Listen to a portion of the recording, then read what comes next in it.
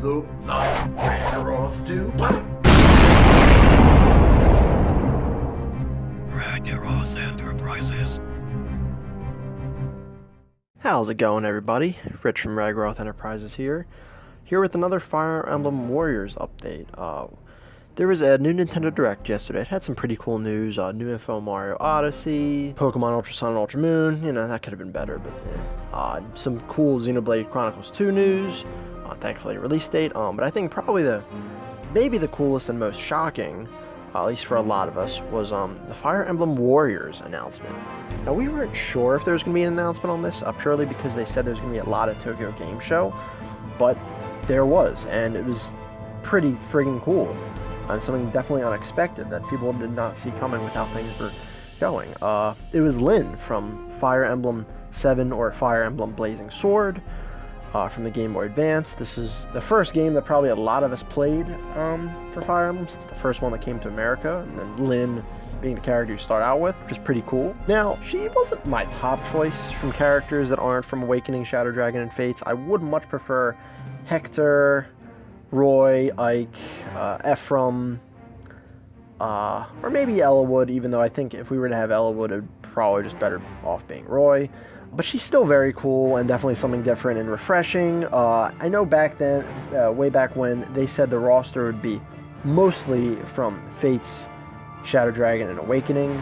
I guess this is where that mostly comes in at. But no, she looks fantastic. Her super is awesome. It's basically, I think, supposed to be like her critical animation from her games, but obviously much, crazier looking because of much next-gen hardware. So that was really great news, and we'll probably get more reveals at Tokyo Game Show. I think, it is definitely a bigger improvement over, the last reveals with Sakura and Elise, two characters I personally am just not very crazy about.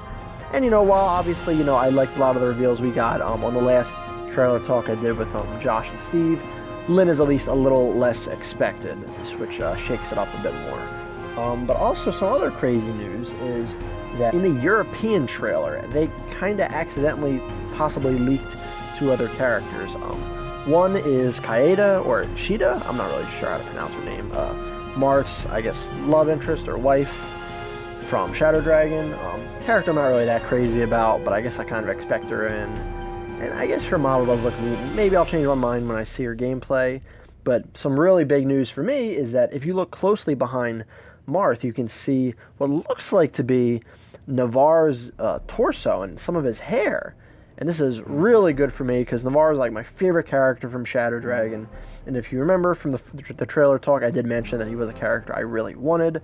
I'm really hoping this means he's in the base game and playable. And yeah, Shida and Lyn were actually in a leak from, I think, a European retailer that had supposedly all the characters on it, like in their little sprites, like on the battlefield, and Lyn, Celica, Shida, Tiki, and Anna were all on it, and Lyn and Shida were both on that, so I think that probably means that leak is true.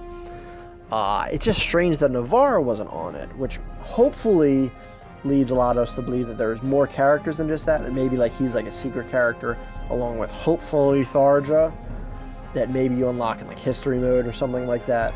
Not to mention the developers have said before that there should be a knight, an armored knight character, which leads me to believe probably Draug would be in, because I feel like he's probably the most popular and iconic of the knights or generals in these three games. They also said there'd be a mounted lance user, which we haven't got any of that yet, which I'm hoping means that Camus is in from Shadow Dragon. That way we'd have a Lance Cavalier from Shadow Dragon, Axe Cavalier from Awakening, and Sword Cavalier from Fates. I think this is definitely the best set of news we've gotten for the game. Oh, and I don't know how I really feel about Celica and Anna. Anna I've never really cared that much for. I really kind of think they could have held off on her being playable, at least for a bit, but I guess I know she's kind of a staple. Tiki we basically knew was in the game already. Celica I'm kind of mixed about. On one hand, it is a character from a game, not represented already. And, she's okay. I guess I do just kind of prefer Alm, and I feel like if we were to get another game not of those three, it really should have been Path of Radiance, or I guess, Roy from Binding Blade. But I guess if she uses a lot of light magic, I guess that's cool. would be a little more refreshing. I would understand her priority to get in over But yeah, this is, I think, has been a really good news day for this game. I really hope Navarre is playable. I really hope maybe, my girl Thar just still has a little bit of a shot. I mean, both her and Navarre were characters you did have to recruit in the games by talking to them, but they were originally on the enemy sides. And a lot of us are puzzled by the absence of Azura. I mean, she's not really a character I need, but she is very important to Fates, and I mean, she's okay. I think she could be kind of cool.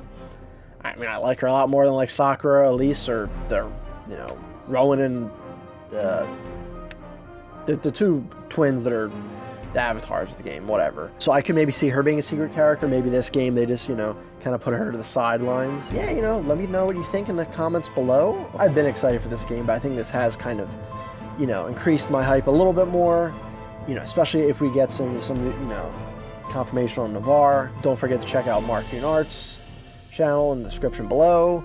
Like, comment, subscribe, dislike it or dislike it. As always, it's another time, another place. Keep being awesome.